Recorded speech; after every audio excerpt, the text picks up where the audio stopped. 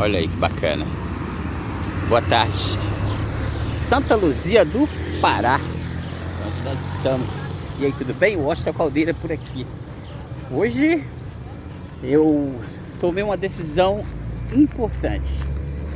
Eu tenho um livro para escrever. Tentei 2 vezes. Você sabe que quem tenta não consegue, né? Tentei 2 vezes. Uma vez gravar, né? Fazer um audiolivro. E a segunda vez eu procurei uma editora para escrever, né, esse livro, né? Seria ele transcrito, é assim que fala? E não deu certo. Não deu certo. Você contrata um ghostwriter, acho que é assim que fala. E não deu certo, né? Por alguma razão, enfim, não vem ao caso. E é um livro que eu gosto desse livro, tá aqui, deixa eu ver aqui, tá funcionando. Eu gosto desse livro, tá no meu coração, tá na minha cabeça, registrado, já tem algum tempo esse livro. E eu quero colocar esse livro para fora, eu quero que outras pessoas leiam esse livro ou ouçam esse livro. E como não deu certo nem um audiolivro e nem o livro impresso, então eu resolvi tomar liberdade aqui no canal, se você me permite, você que é inscrito aqui no canal, e eu contar o livro para você. Lógico que vai mudar algumas nuances, né? Devido ao fato de eu contá-lo aqui, né? Na rua. Eu acredito que vai ser melhor, porque a energia é muito boa. A energia da caminhada ela é fabulosa. Eu acredito que vai fazer uma diferença no resultado, tá bom? Então eu peço licença para você e deixe-me dizer por que eu vou contar para você a história, né, do livro. A história se chama De Mototaxista a Motorista de Rodotrem. Essa é a história, esse é o livro. Baseado na minha situação, na minha vida, não tem nada enfeitando, né? É realmente um relato, tudo é fato, é verdadeiro. No entanto, eu vou poder, por ser meu o livro, lógico, eu vou poder acrescentar, né, alguns detalhes para enriquecer. E você aqui do canal, com todo respeito, será beneficiado. Beneficiado por quê? Porque vai de graça para você. Você vai pagar apenas com o like. Que tal? Pode ser? Então vamos lá. Deixa eu ver aqui quantos nós temos. 3 minutos. Então hoje vai ser a introdução. Pode ser? Isso aqui seria a parte 1, a introdução do livro. Título: De Mototaxista a Motorista de Rodotrem. Uma coisa importante que pode valer para você neste livro é que mesmo você não sendo mototaxista, mesmo você não almejando ser motorista de rodotrem, você pode, caso queira, lógico, contextualizar para a sua vida esse livro, né? Você aplica, contextualiza a uma outra profissão, a um outro objetivo, né? Por exemplo, de secretária do lar a pequeno empresário, né? A empreendedorismo, de ajudante de cabeleireiro a dono de vários salões, enfim, né? Você contextualiza de auxiliar de mecânico a proprietário de uma oficina gigante, enfim, você contextualiza para a sua vida pessoal ou, né, profissional. Pode ser? Então vamos lá. Vamos dar início ao livro. Meu nome é Washington Caldeira, né? Washington Meira Caldeira. Este livro se passa, essa parte da minha vida se passa na altura ali dos 38 anos de idade. Hoje eu tenho 44.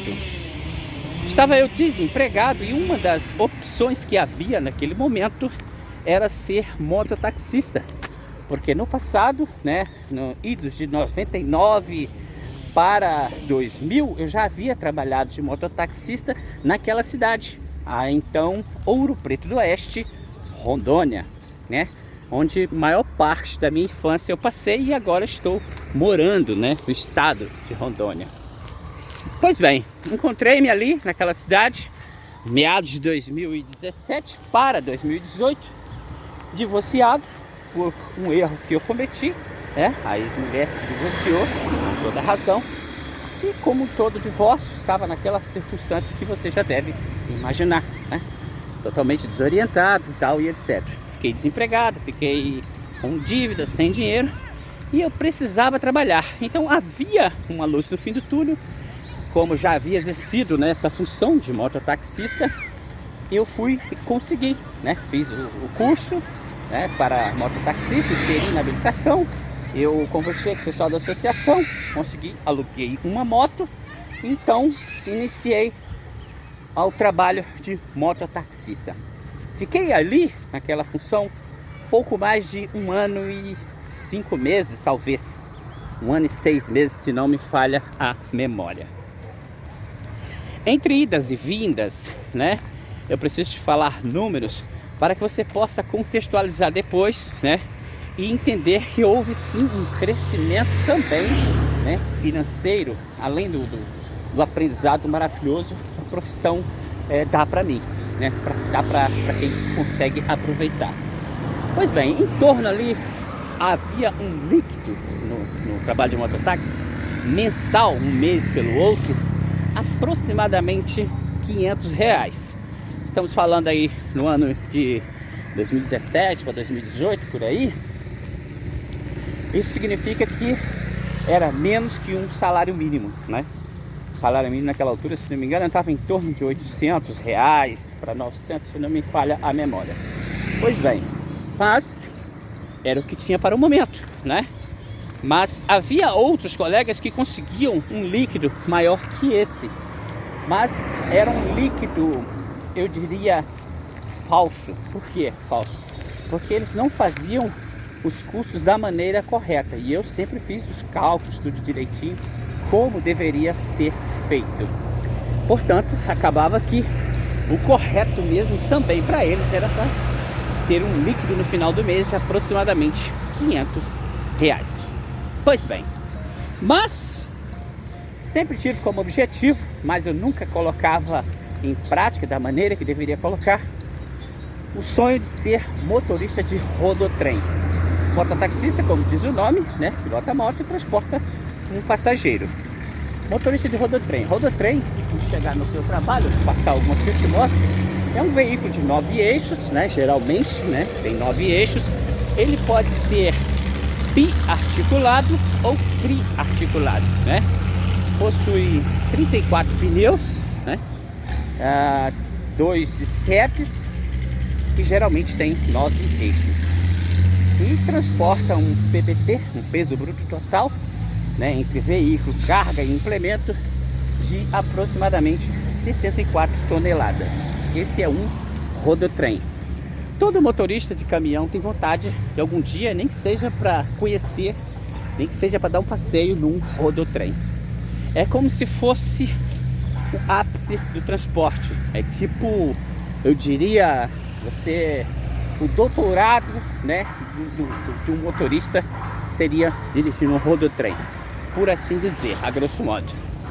Pois bem, mas estava longe de um rodotrem. Estava numa moto, um veículo de 2 rodas, né? Para 34 rodas tinha muita coisa de distância, né? E o salário em média de motorista de rodotrem gira em torno de 5 a 6 mil reais, né? 5 mil líquido para arredondar. E aí? Primeira coisa que a gente ouve: sua idade não é compatível, porque a maioria das empresas querem os jovens de 21, 22 anos e tal. Não é compatível. Segunda coisa, experiência na carteira. Eu não tinha experiência na carteira. Também não é legal, né? Terceira coisa, e também não é fácil de lidar, eu não tinha quem me indicar. O tal do QI. Eu não tinha o tal do QI. Então, 3 obstáculos grandes, né, para mim no caminhão. Eu não precisava nem ser rodotrem. Só para mim trabalhar no caminhão já estava difícil. Olha para você ver.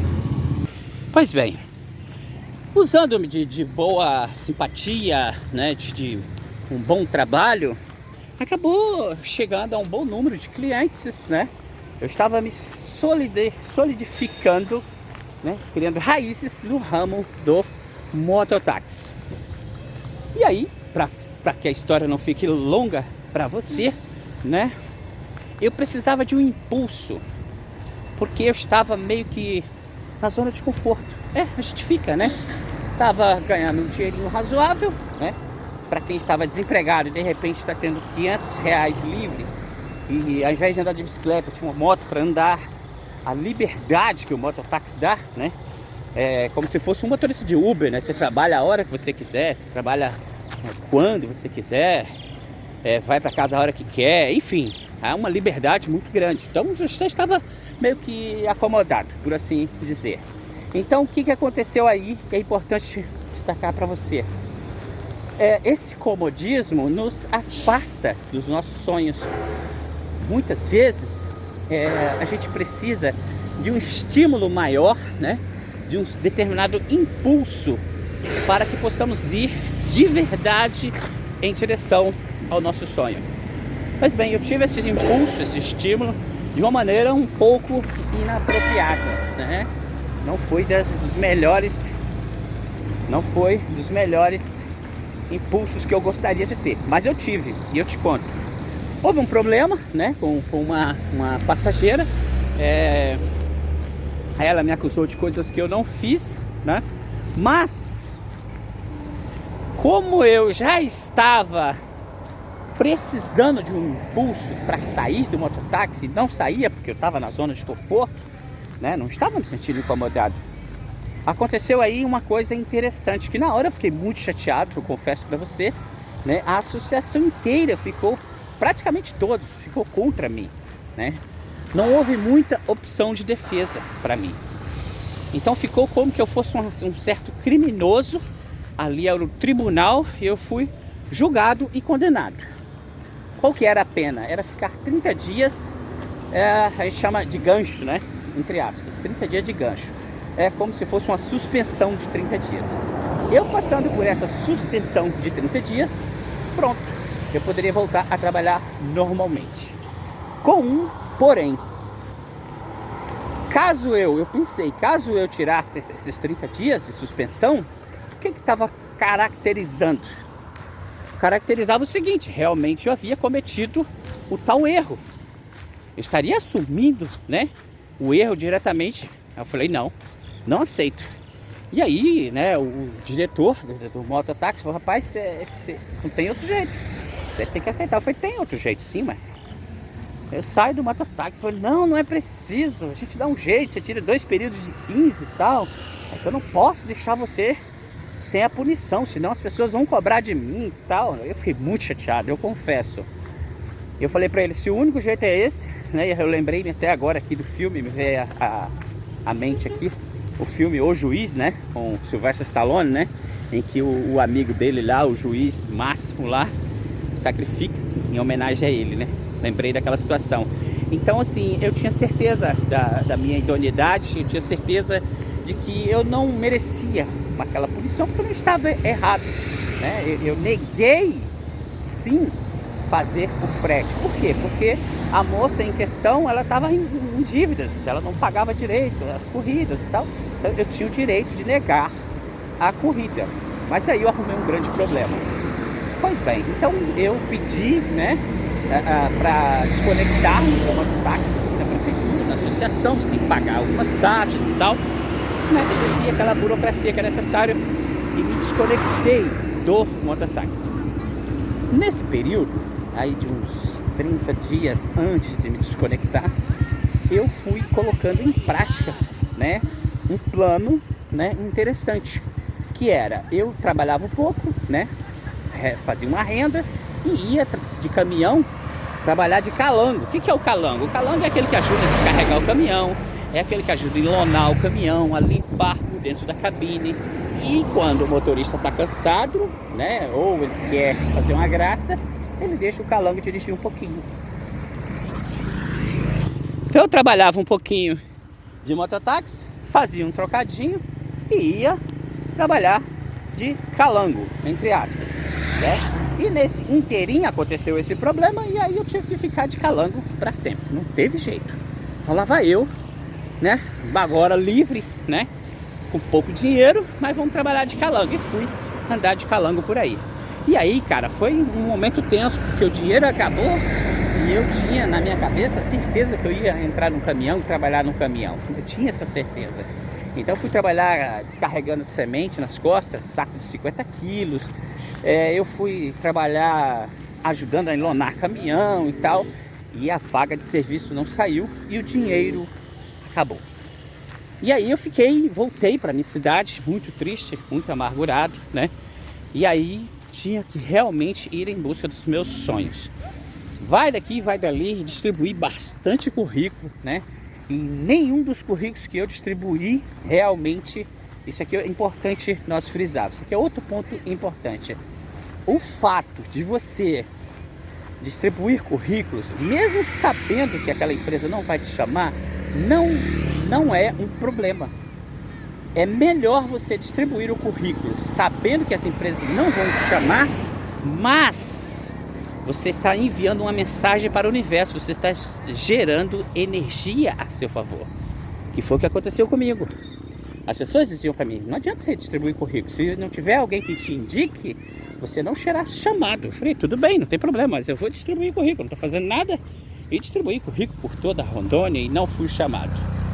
Mas, enquanto eu fazia isso, distribuí currículo, trabalhando de calango, aquela correria, aquele sofrimento e etc., eu, em paralelo, estava fazendo algo sensacional, que eu nunca havia feito até então na minha vida.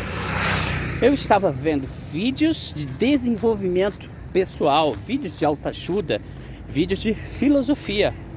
Um desses vídeos que me marcou muito, gira em torno de 13 minutos, é de Clóvis de Barros Filho, no qual ele conta a história do dia que ele se descobriu professor, do dia que ele se descobriu ensinador. É um termo que ele usa, inclusive. E como foi que ele descobriu? Colocaram ele em cima de um palquinho dos jesuítas, eu estou resumindo para você, lógico, e fizeram que ele desse aula, pediram que ele desse a aula. Ele deu a aula, se sentiu muito bem. Ele disse, inclusive, com a seguinte expressão, que todo o corpo dele pedia para ficar ali. Era ali que ele queria ficar, era realmente o que ele queria ser, era professor.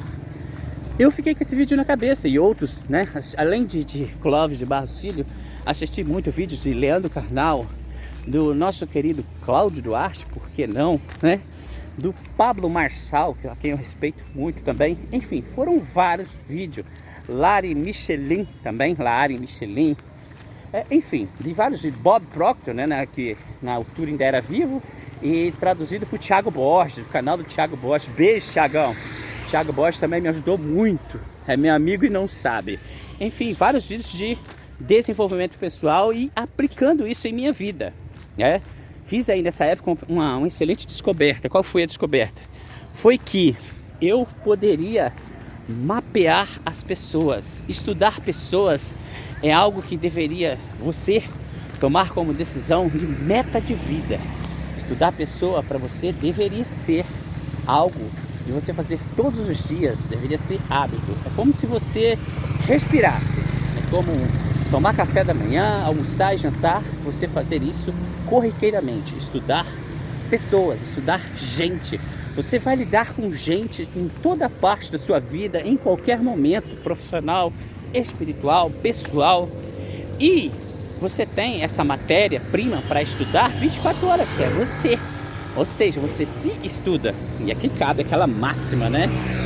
Que você já ouviu falar várias vezes. Conhece-te a ti mesmo. É show de bola, adoro. Até um pleonasmo, né? Conhece-te a ti mesmo. É que tem um pleonasmo aí de sobra pra gente. Pois bem, comecei a estudar, eu já estava me preparando muito bem nesse quesito. Munido daquele vídeo que eu te falei, do Clóvis de Barros Filho, no qual ele reconhece que realmente ele queria. Aqui eu vou até dar uma pausa para você. Quando você realmente descobre o que você quer para você, há uma virada de chave. que eu vou falar bem pausadamente, que eu quero que você memorize. Descobrir o que você quer da vida também é descobrir quem é você. Você descobre 3 coisinhas: quem é você, o que você quer da vida, para onde você quer ir. É fundamental. Se você olhar aqui agora, à nossa volta, você vai ver várias pessoas de bem, várias pessoas bem intencionadas, honestas, trabalhadeiras, pessoas que com certeza fazem diferença na sociedade. No entanto, a grande maioria dessas pessoas não tem um objetivo. Elas apenas vão trabalhar a vida inteira por o mesmo salário, elas vão trabalhar a vida inteira no mesmo local que lhe for colocado. Na cabeça delas foi inserido que era isso que tinha que ser feito, que isso é que é vida. Elas vão vestir as roupas que a moda ditar para elas vestirem. Elas não têm um objetivo, elas não têm uma meta de vida realmente nobre, realmente engrandecedora. A grande maioria das pessoas estão vivendo num mundo irreal, um mundo que criaram para elas. Alguém falou para elas: você vai estudar, vai arrumar um emprego, vai casar e ser feliz, né? Aquela história da busca da cenoura. Você busca uma cenoura para ser feliz, aí agora você conseguiu, então agora você vai ter que conseguir 2 cenouras para ser feliz, e agora você conseguiu. Trazendo isso para a vida, trazendo isso para a sociedade, o que é? E não sou contra, estou apenas relatando para você o que foi definido como felicidade. Você tem que arrumar uma namorada, aí sim você vai ser feliz. Só que agora você tem que casar com essa namorada, aí sim você vai ser feliz. Aí você casa com essa namorada, agora você vai ter que ter um filho com essa mulher, aí sim você vai ser feliz. Aí você tem um filho com ela, e aí sim você pensa que vai ser feliz, e ainda você falta ali alguma coisa. Fala: não, é porque você não pode ser só um filho, tem que ser 2 filhos. E aí você tem 2 filhos, você só vai ser feliz quando você tiver um belo carro do ano. E aí você compra um carro do ano, entende? É um ciclo sem fim, que não precisa eu falar para você. Então, eu essa pausa, eu quero encerrar, né, essa parte do livro dessa maneira. Você precisa, caso queira mudar de vida, saber quem é você, saber o que você quer para você e saber aonde você está, para você poder saber para onde você quer ir.